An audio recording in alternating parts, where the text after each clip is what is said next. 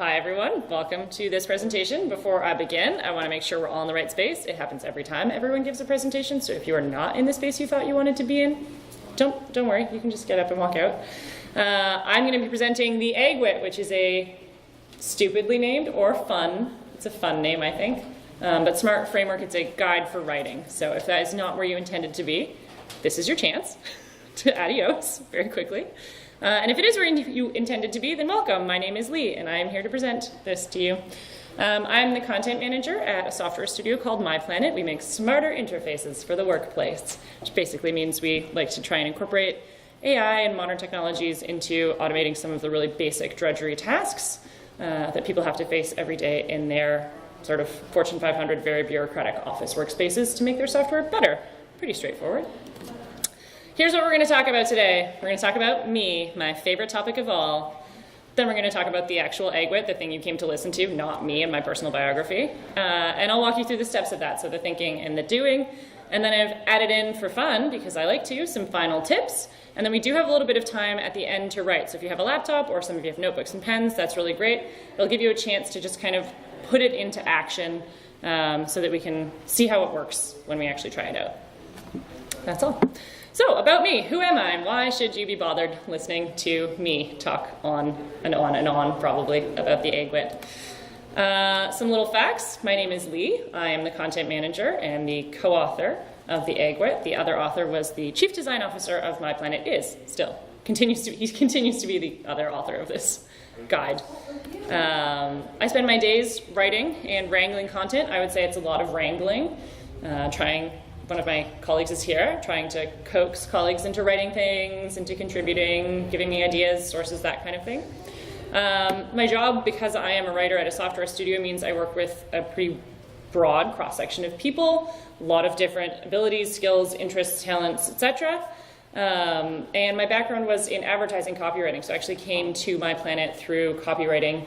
I was hired on to write a user manual, essentially, for a product we developed. Oh, that's so much quieter. I should have done that earlier.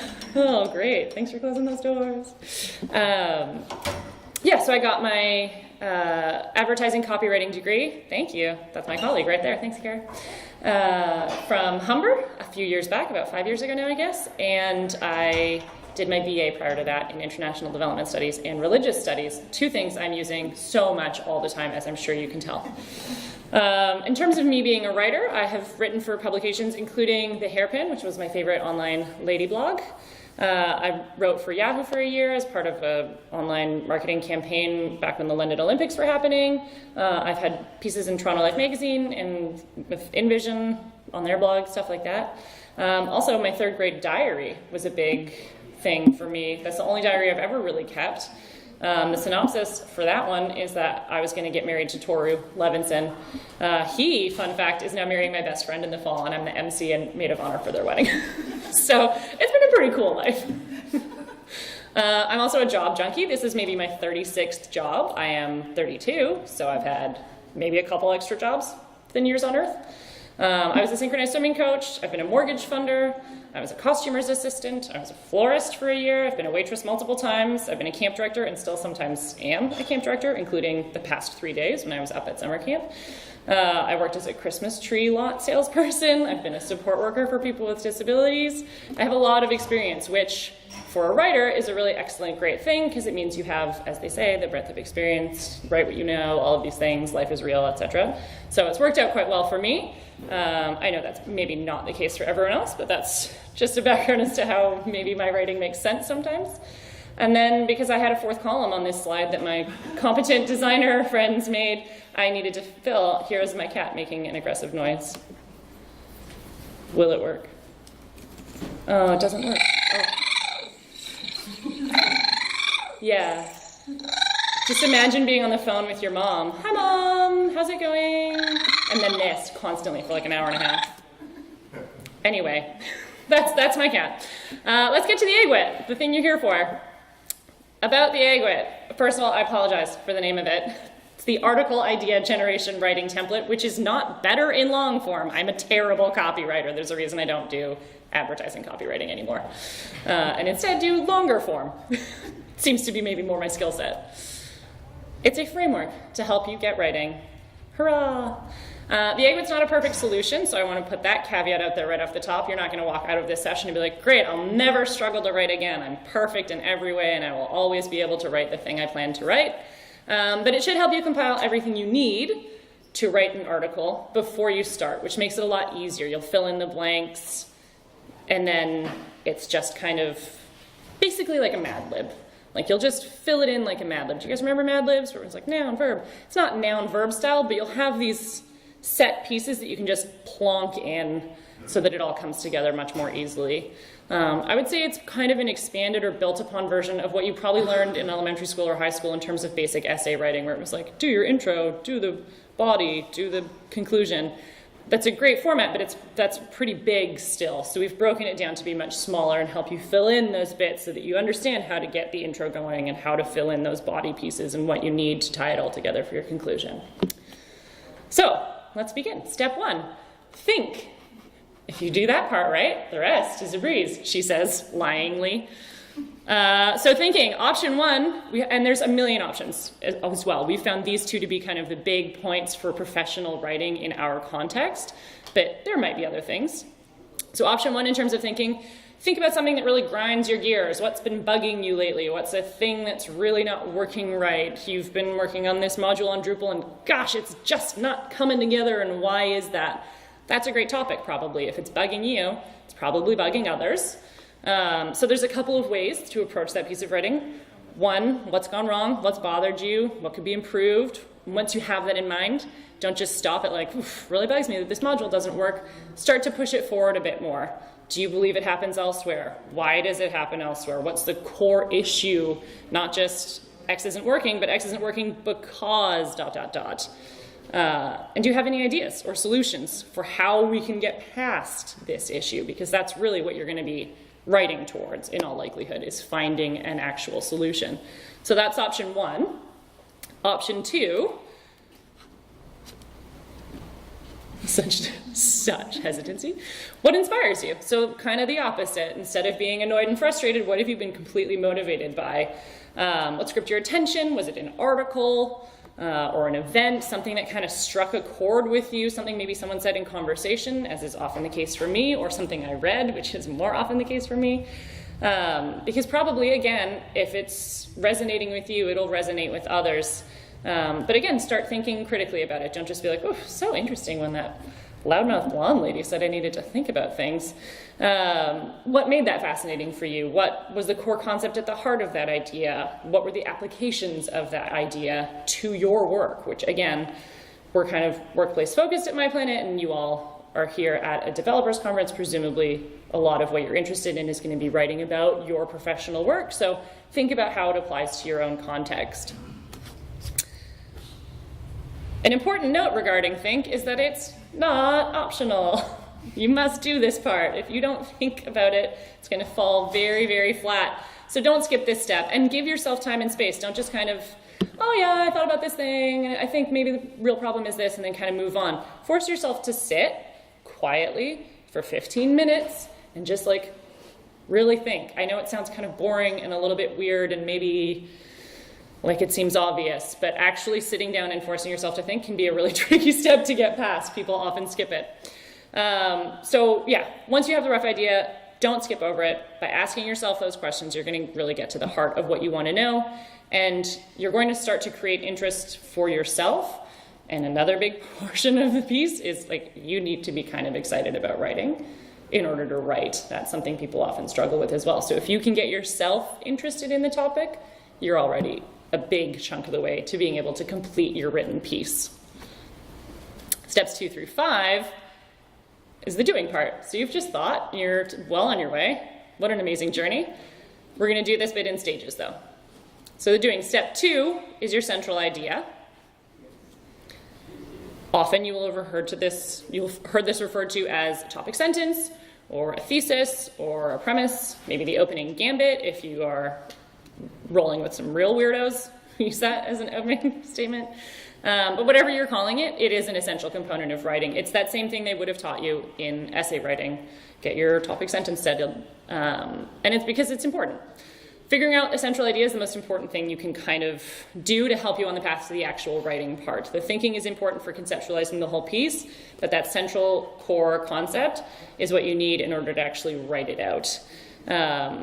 Otherwise, you're just going to be spitballing and freeforming, and people are going to get lost in the maze of what it is you aren't saying because you haven't sort of narrowed your focus. You're going to get lost in more research than you can ever possibly make use of. It really does kind of refine and hone everything down. The important thing to remember at this stage is that this topic sentence doesn't need to be the final word perfect opening line of your finished piece. It doesn't need to be exactly right. You just need to have focused your energy in on something specific to help guide your research, to help get you started on that writing path. And if later it doesn't quite make sense, you can always revisit it and reword it and tweak it a little bit. That's what the editing stage is for. But get yourself that core essential piece to start out with. It's going to make your life a lot better. Step 3, also part of do, support. Seems pretty obvious. You need to build a foundation for the actual writing of the piece. You've got your core idea now. You need to kind of well, support it, I guess. I guess that's the word I was looking for. You need to back it up. There we go. There's a new word. Find 3 concrete support points. And 3 is a little bit arbitrary. You could do 2, you could do 4 or 5, but 3 is usually a good, solid number that people start to feel good about. It's what they'll often use in journalism. They want to have 3 sources because that's the way 1 sounds like it could be any old crackpot. 2, you could have differing views. The 3rd one's really going to lock it in. So 3 is usually a good kind of rule, but like I say, it could go in different directions. You want to have those set and ready for you before you begin your writing. So support points and examples can come in lots of flavors, and in particular when we're writing for online publications, which I think a lot of us probably will be, personal blogs or professional blogs, but typically largely online. The variety of sources you can start to draw from opens up quite a bit. It's a much more liberal environment for resources. If you're writing an academic paper, you got to have some pretty seriously researched and backed up double-blind study type stuff. That's not typically the case online. You can be a little bit softer with what you need to have as resources. So some options could be anecdotal observation you've made, for example. In a meeting, colleagues are always doing X, and the whole room responds with Y. Clearly this is an issue. We need to sort this out. I experience it every day at work when we have our morning stand-up or whatever. Another support point could be articles, interviews, news items. Publication A recently published a piece titled "Why Meetings Are Always Going Awry," which highlighted the issue I have with X in great detail. So there's another piece that's starting to back up why your meetings are a total nightmare. It's because meetings are a nightmare. And then a third option could be studies and academic research. So it doesn't obviously all have to be really hard, serious, double-blind studies, but if you can find some that support it, that's hugely beneficial, always. So study 1, research this trend, found a correlation between X behavior and Y response, and that's what happens in meetings all the time, and we all experience it. Great, wonderful. So we've started to build this foundation, and you really do want to find those things. And again, you don't have to, similar to the topic sentence, have this be like so perfect and right, and all of the resources are exactly highlighted, the text and the quotes you want to use, but you want to be looking for them and finding them and starting to build at least a mental library, of support pieces that are going to work for you. Next step in the do section, step 4, practical advice. Oh, you're locked out. You're not allowed in.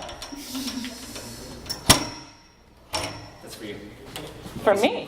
Oh, thanks. Put it under the podium. I got a water. Guys, try and be a speaker at Drupal North. You'll get water.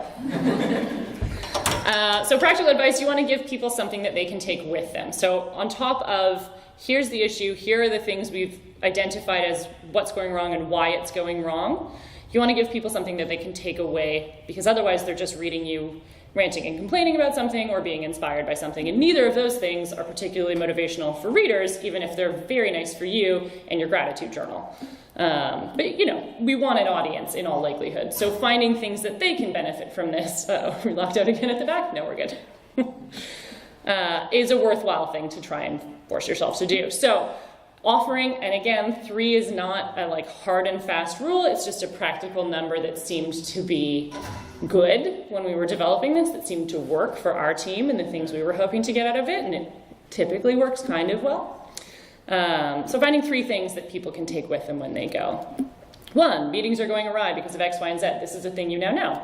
2, there are tangible benefits to ending this horrifying trend of meetings going awry, including A, B, and C. And 3, we can stop them from going awry by doing X, Y, and Z. Bless you. So here's a thing that we've noticed that's going wrong. Spark it in their mind. That's a thing that they can take away. 2, there are benefits to not allowing this to continue. Learn from me about those ones. And 3, here are the ways we can stop it from happening. These are things that people can start to now work with in their own lives, which is a really worthwhile thing. The final step of the do stage, teaser time. Take a baby step in the direction of writing. One of the things we found when we were developing this guide, I work with a lot of developers and a lot of designers.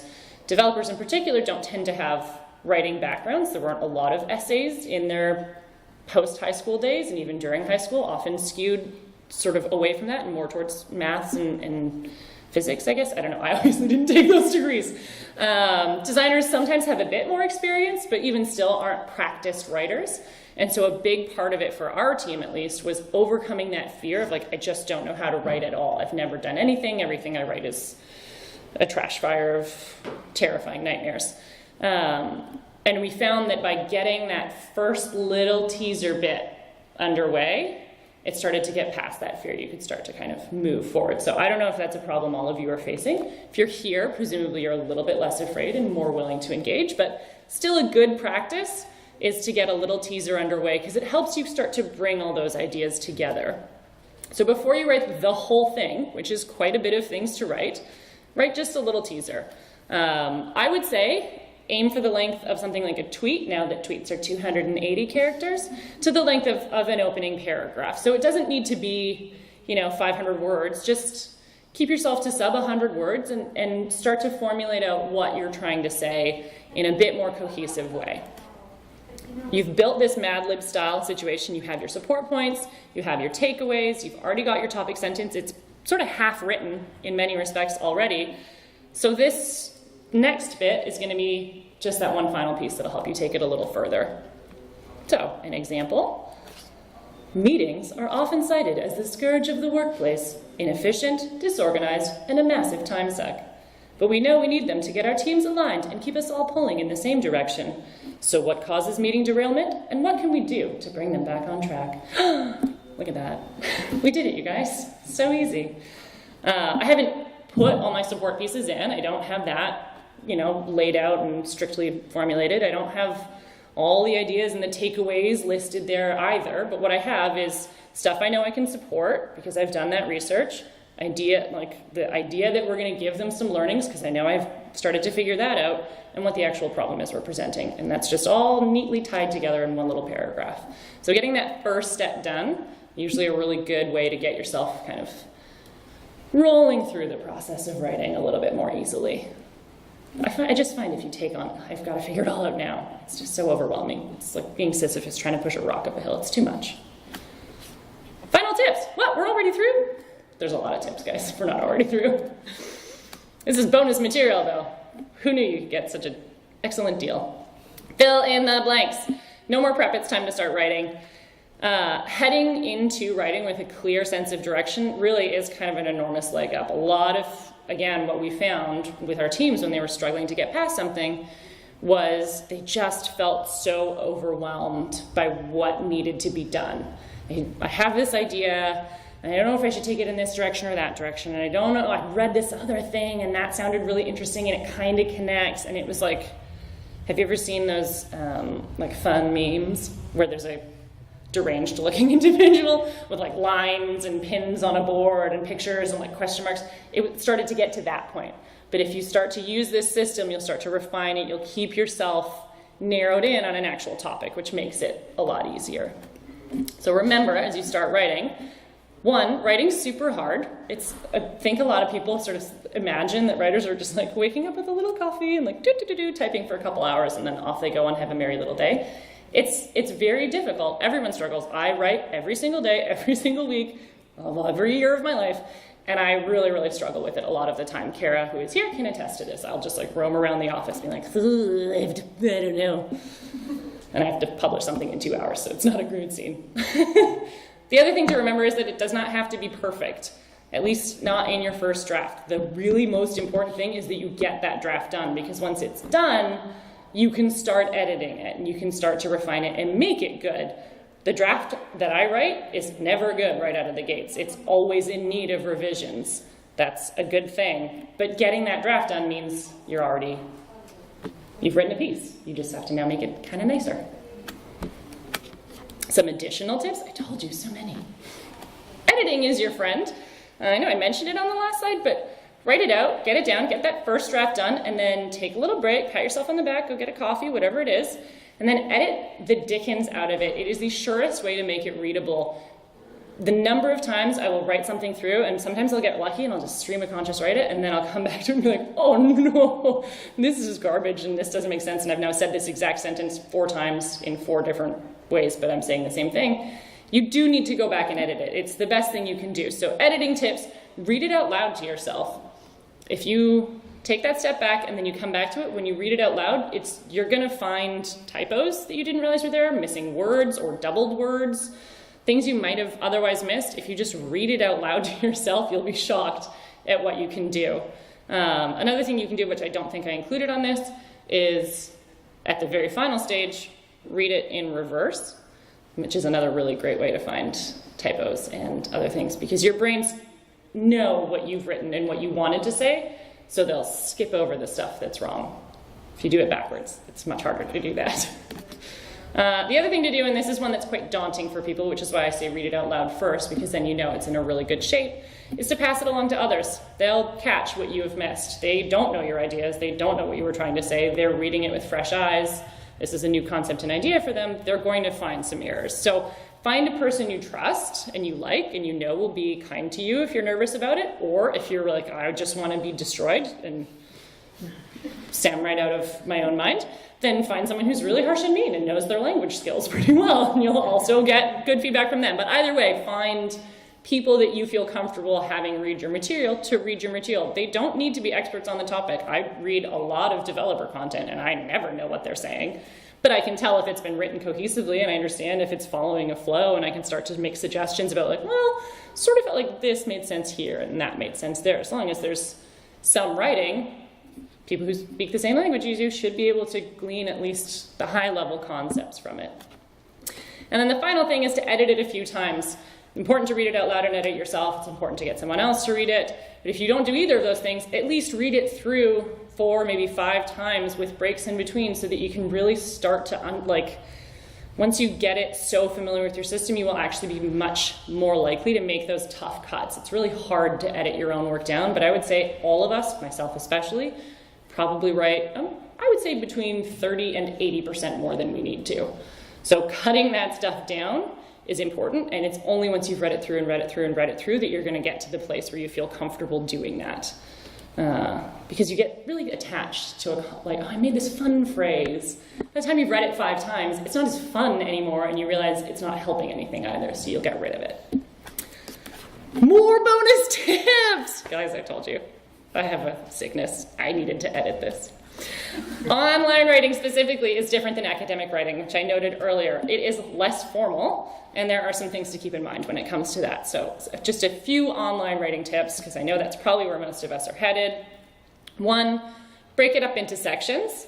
You'll know this from any usability stuff you've learned through the years, but giving people sections makes it way easier to scan your content. And that's ultimately true in print as well. If you remember your grade school textbooks, they always had headings, and then a few clear paragraphs, and then a new heading, and then there was like a little, did you know, fact box or whatever. They made it so it was a little bit more dynamic on the eyes, because those walls of text are very boring. That's amplified online. It's much harder on people, especially with our attention spans these days, et cetera, et cetera. But breaking it up into sections is very, very important, and undoubtedly all of you have at some point or another encountered those I scan things. People need those headings, or they just get lost and they give up and they'll bounce off your page immediately. Keep it short. Something, again, I am not great at. But short sentences, short paragraphs, keep the whole thing short. People, like I say, don't have great attention spans online. They want information and they want to get out. So the easier you make it to find that information and the quicker they can access it from your thing, both of those are important. And the final thing is images actually matter a lot. I know this is a smart writing guide, but when you go to publish your piece, you want to aim for about 1 every 300 words or so, which is a lot of images. If you were looking at an 8.5 by 11 document with 12-point text, you're probably doing between 1 and 2 images a page at that point. Like one every page, roughly, would probably be it. So that's a lot. That's a lot of images, and it can be difficult to source them. So you'll need to set aside and devote a little bit of time to that at the end of your work as well. I would say that's maybe my least favorite part every day, because I'm not a designer and finding good images, oh guys, it's really hard. Anyway, devote a little bit of time, set that time aside, make sure you plan for that in advance. Okay, we have raced through the first half. I'm talking slightly under 30 minutes. So it's writing exercise time to give it a go. We're gonna spend maybe 10 or 15 minutes. It's probably helpful if you have a smartphone or something and you can do some quick little research. But again, not essential. You can just start to think like, oh, I think I read a thing in Scientific American, or like, I remember talking to my colleague about it at the water cooler. So it's time to try it. Give it a whirl. Step 1, think. We'll do that right now. We won't spend the 15 minutes I suggested, but let's spend, let's say, 4 minutes thinking. Ooh, 4 minutes. Come up with a topic. What's been grinding your gears? What's been inspiring you? How are you feeling about something that you've been thinking about recently? And then push yourself a little further. Why does it matter to you? Why did it grate on you so much? Or why has it been so exciting for you to think about and learn about? What's at the heart of that topic? And how can you start to apply it to people's works or lives, so that you can start to get yourself into that space where you're thinking about what they can take away and what they'll do. So spend the next 4 minutes. It is 10:43 on my cellular device. I will let you know when it's 10:47. Go. Should I find some music?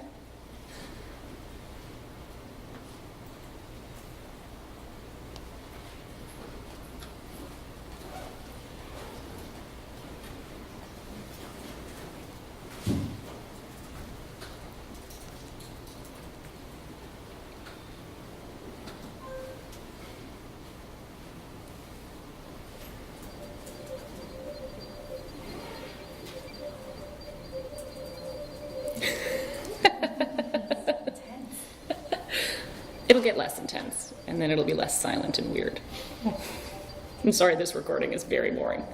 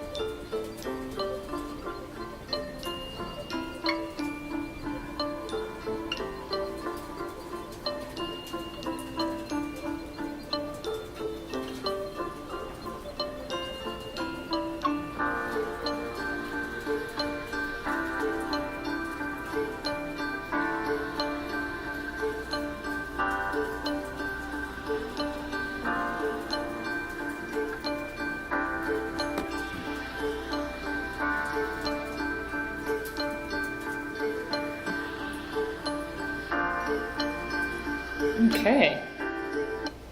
Hopefully you all had a good chance to think about something. I won't make you share your ideas because that's not the kind of cruel Drupal North presenter I am.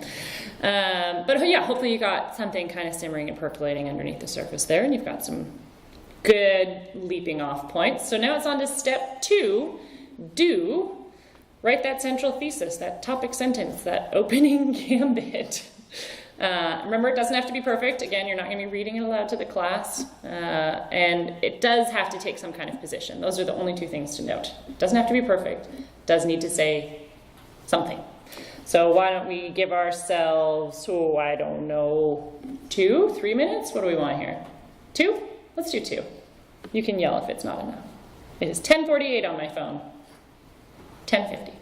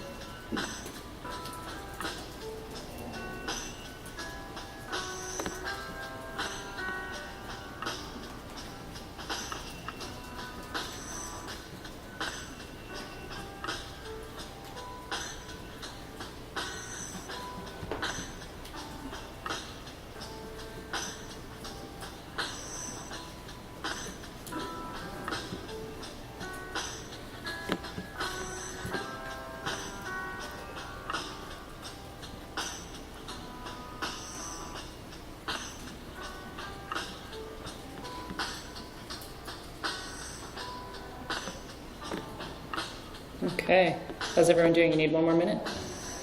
All set? That's what I love to hear.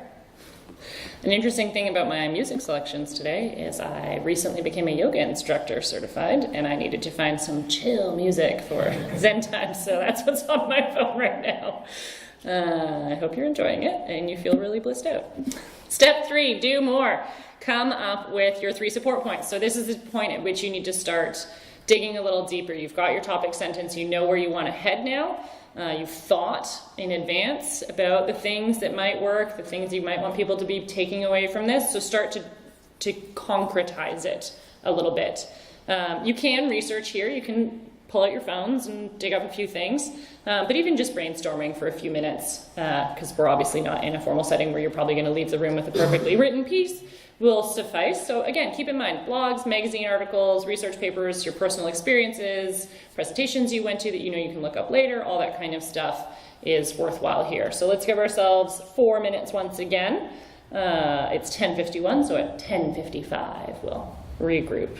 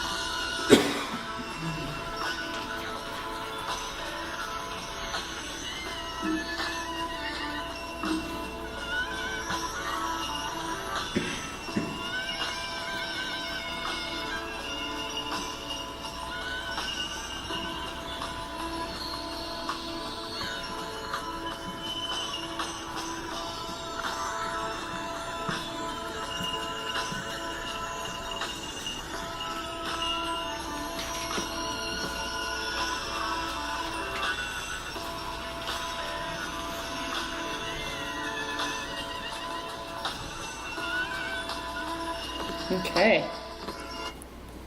That song gets decidedly less zen towards the end, doesn't it?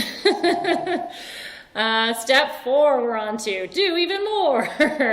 What a fun way to make this guide seem like a great time. What are you hoping people will take away from this? Practical tips, new ideas, whatever it is, make sure you're offering your readers some value for giving you some of their very scant, hard to come by attention. We won't probably take as long for this one, let's say maybe 2 minutes again, just so that you've got some ideas about what you're going to sell them on. I'll see if I can find a less screechy song. 10:55, we'll reconvene at 10:57.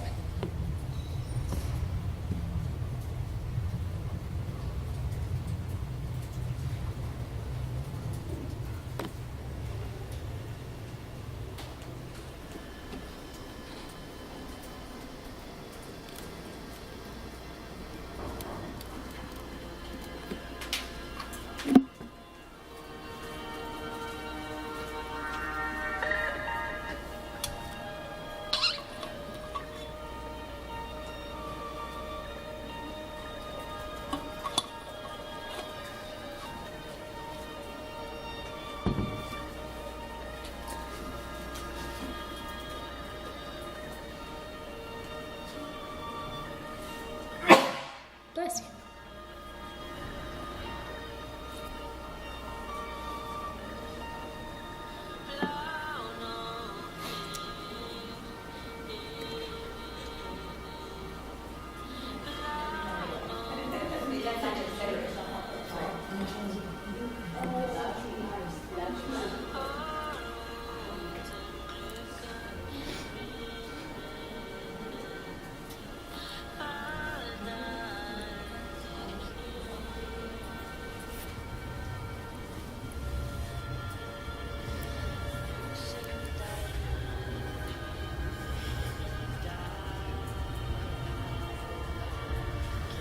Okay. 2 minutes really flies by in a way that 4 minutes does not. Finally, step 5, do more. So the last thing you're gonna do is write that teaser, write that 280 character to opening paragraph length topic sentence expansion, basically. You've already got all of the things you need to make this happen. You've thought it through. You've picked out a few support things you know you could back up and a few things that people could take away so you know where you want it to head. Write that opening bit. Write that brief chunk just to get yourself going. Feel that energizing success through your fingertips. I'm going to say let's do 2 minutes because it just changed to 10:58. So we're right at 11 a.m. when we end this example up.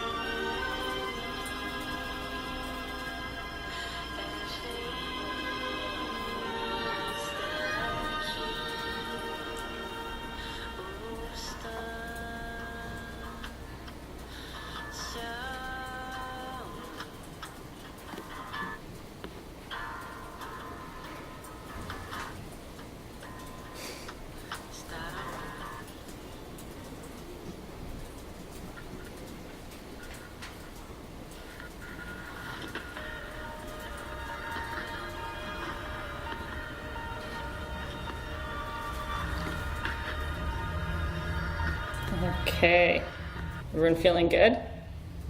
Now let's each stand up and read them aloud. Just kidding.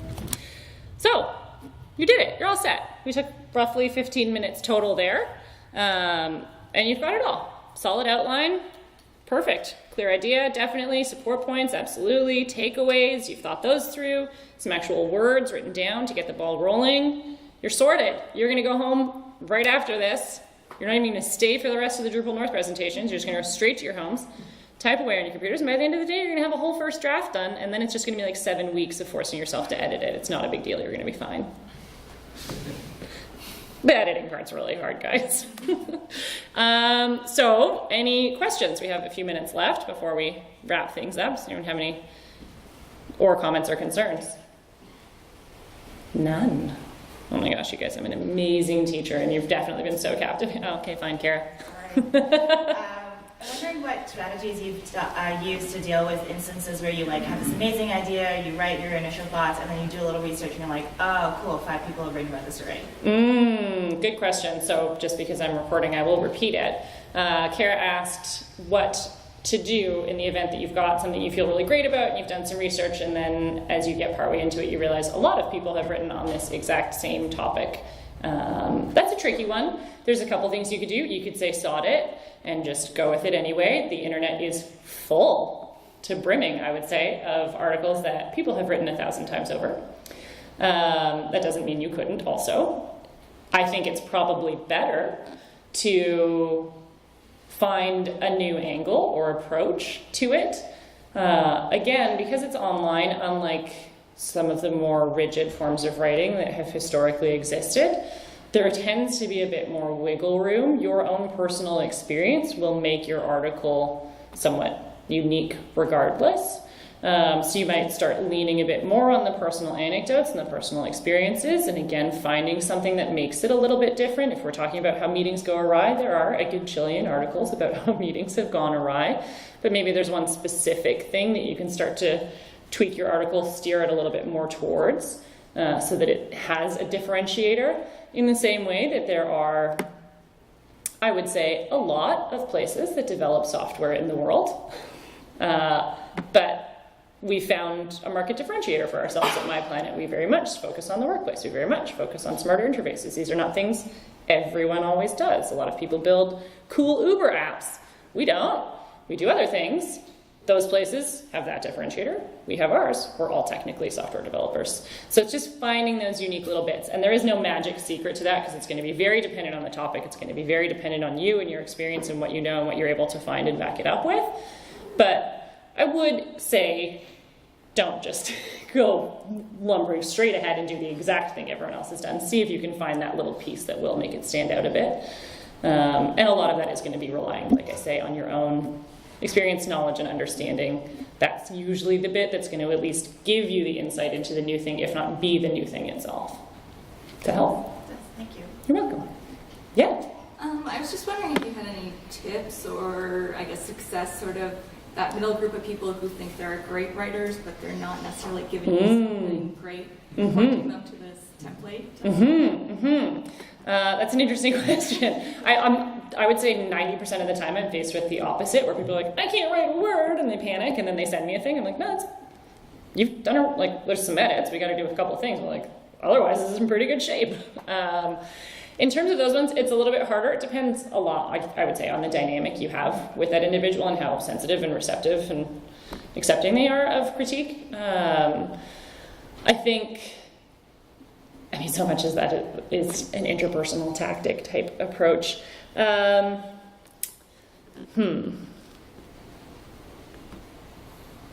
like a bit of a coward, so I'm not great at it.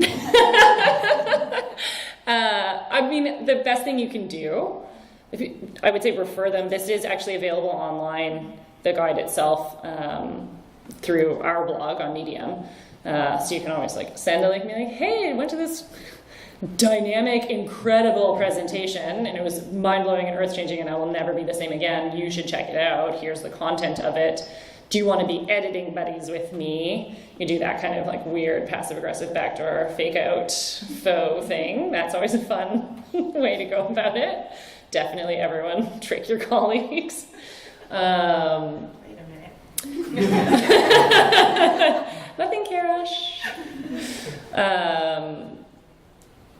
Yeah, I mean, it's tough. If someone's not receptive and you're in charge of kind of being the gatekeeper, then you do just need to be a little bit sturdy and firm in your role as the gatekeeper of whatever content you're sort of publishing or what's going out there. If it's on their own thing and you're just trying to be a helpful friend that's giving them writing advice, I mean, if they're not going to be open to it, it may not be worth risking your friendship. But yeah, I would, pepper in. I think the best solution is probably just like peppering in tips and hints from time to time and taking small things instead of like, this whole thing seemed backwards and you need to use section headers and this, that, and the other thing. Just like, oh, great article. Would have been, what I think would be great actually is just like a section header here, here, and here. It could be so great to break it up like that. And then the next time, maybe they're thinking about that and you can move on to the next thing as it goes. So tough question that I did not answer well. I hope you enjoyed it all the same. No, it's better because it's kind of my experience too, right? Like a little bit at a time. So yeah, little pieces tend to be more digestible for people than big stuff. That's true in all things, everyone. If you have to give people feedback, give them bits and pieces to work with. Let them build slowly. But in particular, writing stuff, because I know people, I still feel very uncomfortable. Please, I'm going to tell you to go read our blog and follow it and stuff, but also I really don't want you to because I'm like, don't read all my stuff. So it feels really personal and deeply sensitive for people. So it is a tough one to try and steer people towards their better writing selves without making them feel really kind of small and insecure. So I do really sympathize and empathize with that concern. But yeah, I think as long as you're kind of nice and gentle, hopefully, fingers crossed, they can start to take some takeaways. I wish you the best. Anyone else have any questions? Did anyone have any ideas that they're kind of like, okay, I could start to see how I can maybe start to work this out in a way that before I just wasn't totally clear? See a couple head nods. I'll take that. I'll take that victory. Cart it back to my boss. Okay, well, great. If that's it then, we'll end a couple minutes early. You can grab an extra coffee or a Danish or whatever they've got upstairs. Hurrah! Thank you. Just before I end it, I will encourage you to join us. We've got Sprint Day My Planet, the company which I work for, as well as Kara, and actually my colleague Michael, who's in the back that I just noticed. Hi, Michael. We're going to be hosting Sprint Day at the My Planet offices, which is at 252 Adelaide Street East. It's right in Toronto's Old Town, like 2 blocks from the St. Lawrence Market. So lovely, beautiful old heritage building, the Bank of Upper Canada building. And that starts at 10 a.m. So I think there's a sign up. I think if you go to the Drupal North site, you can sign up through that. But the sprint base, as far as I've been told, I'm not a developer obviously, so I don't know, but I've been told it's actually quite fun and you get to mess about and everyone has a great time every year. So I encourage you to go to that. My Planet is hiring. You can find us on Glassdoor, or you can come and talk to me or my 2 colleagues that I've now pointed out in the room. Or we have a table upstairs. There's endless options to come and talk to us. And then follow us on Twitter, follow us on Medium, follow us on Instagram, follow us on LinkedIn and Facebook. Just keep following us. That's all I want in life. I'm the content manager. I need your likes. And thank you guys so much. This was a lovely presentation. I know it was early on the first day, so I appreciate you all coming out. Bye!